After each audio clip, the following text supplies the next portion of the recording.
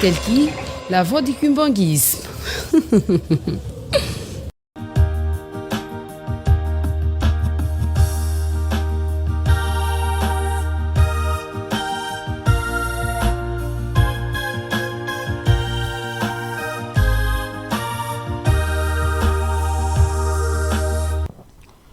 Au Mokolomoa samedi, le 28 mars 2026, Conseil provincial Monene ya Union de la jeunesse kimbangiste Ijeki en sigle et Salamaki na ville de Matadi précisément na paroisse centrale ya Mvuzi.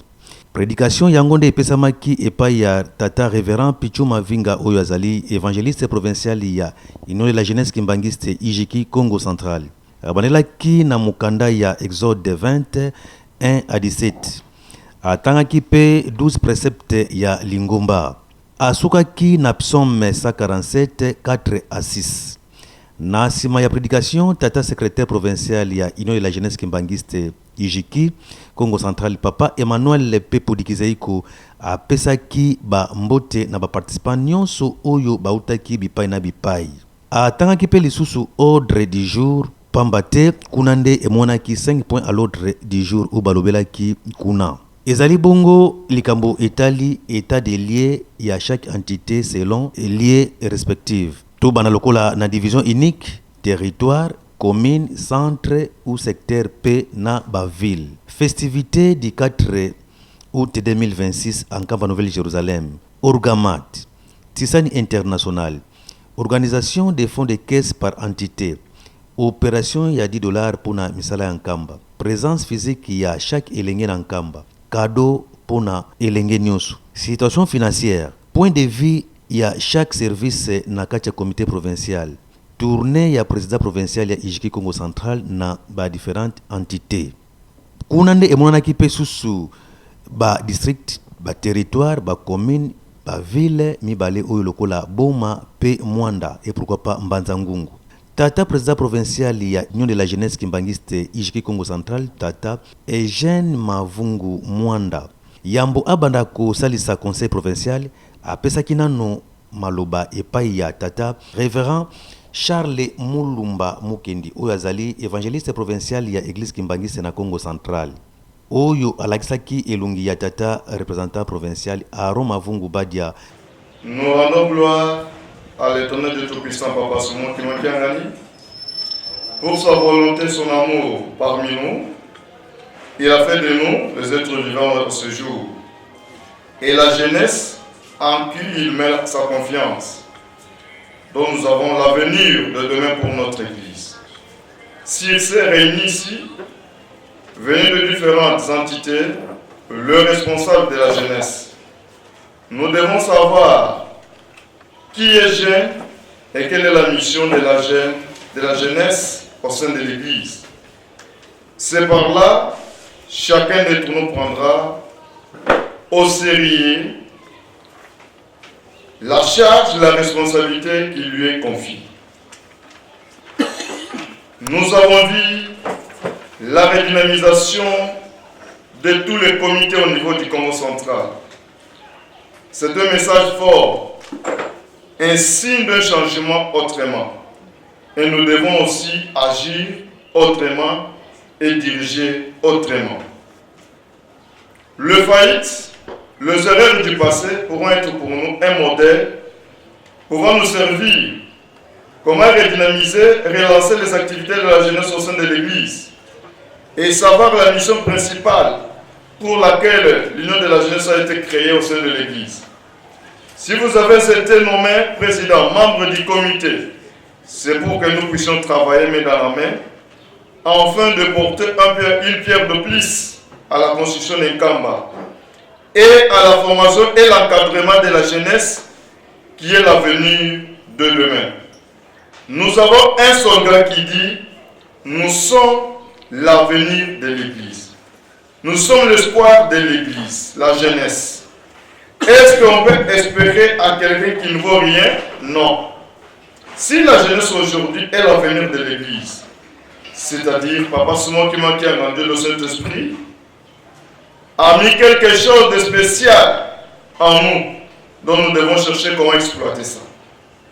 Sous l'égide du président provincial, et tous les membres de son comité, nous sommes ravis de venir assister et lancer le début de ces assises sous la bénédiction du représentant provincial, Papa Révérend Mofungubada. Nous sommes aujourd'hui le 28 mars 2026. Au nom du représentant provincial du Congo central, nous laissons ouverte la session ordinaire du Conseil provincial de l'IJK Congo central en ce jour, au nom du Père, du Fils et du Saint-Esprit. Amen. Kasi na nsima na yango tata président provincial ya IJK Congo central asengaki na chaque entité eloba pasi mpe mikakatano ezali na yango bipai na bipai oyo bango bafandaka moko na moko atalisaki mikakatano na ye oliboso ya conseil provincial. Kasi mama na likambo etali festivité ya le 4 août 2026 na date oyo epesamela bandeko na biso ya union de la jeunesse kimbangiste ya chaque entité babongama mpona récite ya nkamba. Ebongo na suka na yango tata président Eugène Mavungu apesaki liloba na ba chef de service provinciaux ya IJK Congo central. Ba vice-président pe ba lobaki pona kaka kobongisa mosala ya tata Semo Kimbangu ekende liboso. Yango tokotinda mikanda chargé ya développement azali wana akolandela likambo wana afin que chaque division unique, chaque territoire tokoka kozala na bilanga, tokoka kosoutenir tata molio mosonto na bafeti oyo ya minene biso pe na ngambo na biso ya IJK Congo central tokoka kokotisa biloko oyo ya kolia na nkamba. Na yango toya kotala likambo ngo wana oui ezali malamu. Mais siko mpona kosala bilanga wana ekolubanisi, il faut mettre des moyens. Toya kotala que na cadre ya la jeunesse toza na problème oyo bazolobelaka biso que bandimi bakoki kokende na basali mosusu te oyo etongami na balolenge oyo ezotongamela. Biso moko na kati ya la jeunesse, il faut koyeba pour encadrer cette jeunesse oyo biso tozali bakonzi. Cette jeunesse là comment to encadrer bango na sens oyo etali ya bakaya mabala. Il faut que totonga bisika enfin que bandimi oyo bazali kobala balekisela bafeti na bango na basali wana et na mwa misolo wana tokotia ekokatama tango tozozwa yango ekosunga biso afin que toka relever ba défi oyo etali lokola ba projet ya bilanga. Pe na suka ya libondeli epesamaki na tata président provincial ya IJK Congo central tata Mwanda Mavungu Eugène. Photo souvenir pe ezomanaki pona kosepela na bango nyonso wana bakonzi ya entité ba lekaki na micro ya rateliki pona kozwa mwa liloba ya esengo. Message dans ngai na océan ya jeunesse ya division unique ezalaka kolobangoye matoli ezala kofungama parce que ntango tozonga tozali koya kosala réunion ya division unique mpona kopesa tosala totransmettre pardon badire nyonso toarrete nyonso esali na kati ya réunion na biso ya province po na touri na bango bakomisa biso na bisika nyonso donc tozala très obéissant ntango bakotransmettre basango wana parce que cette fois-ci Kinshasa sera Toye na mbela ya président provincial pour prendre part na conseil provincial ya jeunesse kimbangiste puisque toyebi ke makambo nyonso na mokili ezoko évoluer tout comme l'église évolué et mouvement nyonso pe ya église il faut évoluer. C'est comme cela que le président provincial a bongisi conseil provincial pour kopesa souffle ya sika, kopesa moins coup de gaz pour que jeunesse et ça la mieux koleka oyo touti kosala na bambula eleki na sepeli aussi na ba différentes interventions oyo utesalema de part et d'autre na ba président ya division unique ba président des territoires voire des communes de la place tout comme na ba différents services vraiment elakisi ke jeunesse eza prêt ya s'assumer pour que l'église Kimbangiste continue pour qu'elle ait Comment la zali vraiment très ravi. Il y a un message. Il y a papa président provincial la situation sur la réunion mukulu mwalelo. Tous allez conseiller la tata même un manquement ils en ont moins délai.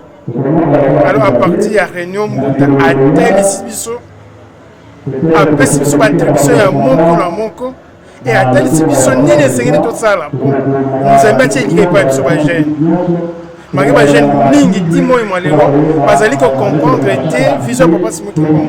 Ya mbuta à tel sibiso étant que responsable to mekana ko approcher ba jeune total ça vision papa simukulu. Que biso tozali espoir lingomba lobe ezali biso et miso na biso matoyi na biso il faut etala nkamba ba jeune et plutôt comme à la veille il y a fait sur les 4 août mabongisi na biso tokendaka na sisani tokenda na bakado tokenda na dilo ya papa biloko nyonso wana le moment déjà yango esengeli et surtout toza na devoir mone papa apesi biso ya nzanzalonga. Il y a à chaque mardi, tout ça, l'international international. Donc, j'ai une photo quand on a lire, on a pas la vitesse de la Azali comme la vision. Mouta a même la vision. Pour la salle, on a battu, battu, pourquoi quand on a vision. Amoni Banda, Zouaki Bonga, n'a pas ma sanction sauté. Et il y a un bien qui s'est mis à tel biso. N'est le secret de Kindeli. Pour le moment, quand on central, nous allons au sommet. Pois a la ville que nous avons sauté et mbota asengi na biso to telemaka lolenge wana to continuer comme ça les wana to ça la ndenge wana de façon que tata moli mo sensu ka sepeli biso to zui ma pambo. Bon d'abord dans un essai parce qu'il dit conseil des alliés rencontre il y a batwa isika na isika bandeko yo peut-être kuto na ka mingi lors de la festivité à Mission et Jeunesse, entre autres le 17 janvier, nous représentons à Papa Bafeu. Et puis le 4 août, nous allons faire la Mission Jeunesse. Et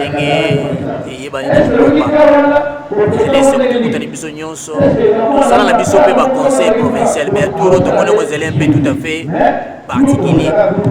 Dans ce sens que tout le monde a un état de lieu, il y a chaque entité, les difficultés que vous allez rencontrer, quels sont les avantages ou les points positifs que vous relever par rapport à différentes entités que vous allez gérer. Point moins mingi aspect finance, tu as vu que l'ingomba actuellement ils vivent vraiment beaucoup plus. Ils ont moins mingi vitesse ou vision ou papa c'est moi qui manque ngani aina yango ils ont vraiment tous impliqués davantage de façon que mais ça rapidement. C'est comme ça que vraiment tu dois arrêter ma stratégie il y a malam de façon que si tu comme les 4 août tout le monde essaie malonga devant Zambia so papa c'est moi qui manque ngani. Tata président provincial ya Ijiki na premier vice-président ya Ijiki Congo Central bazangaki malobate na micro ya Ratiliki. Conseil provincial ya la jeunesse Zali Ijiki Congo Central ezali conseil ko sala maka une fois là. Au besoin deuxième fois vous allez avoir extraordinaire mais oyo eza conseil provincial ordinaire première année premier conseil année ya moi. Conseil provincial qui est en amour, il y a ma casse, il peut battre à Mons 3 et l'Ori. Batumi balai, sur la qualité, pour battre le logo, pour battre le Yokana. La plaquette, on a qui, biso, au niveau de la province, autre sommet stratégique, il y a vision, il y a la jeunesse, autre suite dans les colos, pendant la mission générale, les toquitera à la base. Base d'un biso, les alliés de la division unique, de la commune, de territoire, et voir même la paroisse. Alors, il faut biso tous même dans la même idéologie, dans la même vision, et outil, la direction générale a relayé la direction nationale. Comme la direction générale, il y a agi à mon papa, si mon banquier mon centre, la direction générale a quitté la nation. Nation a quitté l'émission, de Yangwana, Bishop Peto Salito, Kabola et Longo, na ma base de la nation. Il y a un autre qui a camboté dans le nation, des conseils provinciaux, comme des coloya, comité provincial parce que nazali mokonzi il faut tokanga likambo moko oyo biso nyonso tokosalela bapoint ezalaki premier point ezalaki ya oyo etali d'abord état de lieu na état de lieu ya chaque entité bapesi baétat de lieu na bango difficulté ezalaki makasi na baprésentation baétat de lieu na bango balobi difficulté biso bajeune tomataka mpenza te na rencontre ebele bakomisa ekoma ijiki ekomaka nete bakomité kaka or ijiki biso la jeunesse il faut biso nde tomataka na barencontre kuna barencontre kuna nde tokozwa mateya pamba te la plupart la jeunesse ya lelo bajeune ya lelo eza bajeune série 90 bazala ba 30 ba 40 ainsi de suite alors bahistoire baba de ngenda babaki solokeli baba de ngana bayebi yango te bakoyekola ngo wapi na ijiki na barencontre tomonaka papa la nkamba chaque mardi aza entouré banganga nzambe aza entouré na bajeune papa mbenza na papa bazopesa moko na bazopesa comme est-ce que nini elekaki na 5 mois biso yango tokoreleye na bajeune mingi monanaka badifficulté ezalaki kele baparoise mosusu baza mingi bajeune baza ebele me bamataka te point mosusu ezalaki po ya finance par rapport à bikateli comment est-ce que exécuter bikateli et comment est-ce que tokokata les 4 août ezoya comment est-ce que chaque entité va répondre au souci ezali récite et monana et puis point mosusu ezalaki po ya évangélisation chaque service bapesaki bapoint na bango pour l'évangélisation, pour la sociale et ainsi de voir même pour le transport. Bien souvent, il y a des points où chaque service, chaque chef de service a l'obéli point naïe, où il y a qui dans la base, voilà un peu en grosso modo, et surtout, j'aime tous en parfaite collaboration, na banganzambe, kabate, biso to la sa image.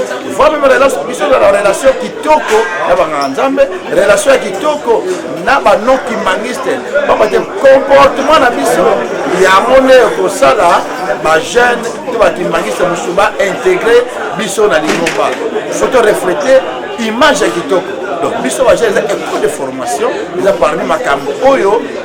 Kabole na baninga awa et puis surtout affaires sociales sous na assistance sociale na baninga na biso mingi bakimaka limomba akimi mouvement kwa nini assistant qui était na baka donc baka moi ebele oyo toramasaki oyo tosololi kitoko na babuta na biso na banza mpona comité provincial ishiki nazali premier vice-président provincial en charge d'administration et finances soki omoni ke lelo tobengisi badistrict bacentre baterritoire na biso eye awa na ntina mosusu te omoni soki banome bino biso tozalaki na comité akatosaki inane baye kosala comité mosusu mpe bareprendre biso mais po tobanda mosala il faut topesa badistrict na biso soit baentité na biso idéologie oyo biso tolingi nete kotambwisa mosala yango ntina tobengi bango baya topesa bango mosala tosala elongo na bango mpo bakompane biso mosapi moko soloka elongi te sans bango mpo basi eza nde bango sans bango biso mosala ekozala te yango tobengi bango baye bango nyonso tomoni keno bauti cataracte bauti lukaya bauti boma bauti tiela mpe bauti mwanda tosolola tobongisa ndenge nini tokotambwisela province et surtout fête ya monene ezosala biso mpona le 4 août en même temps nzanza longa mpe ya mwana mosala mpo bapesi biso donc il faut tocrée bastratégie tozala na bango bakompane biso mpo mosala ekende liboso mosala ekona na suka ya milulu wana mwa kopo malili na eloko ya kotia na libumu ezangaki te.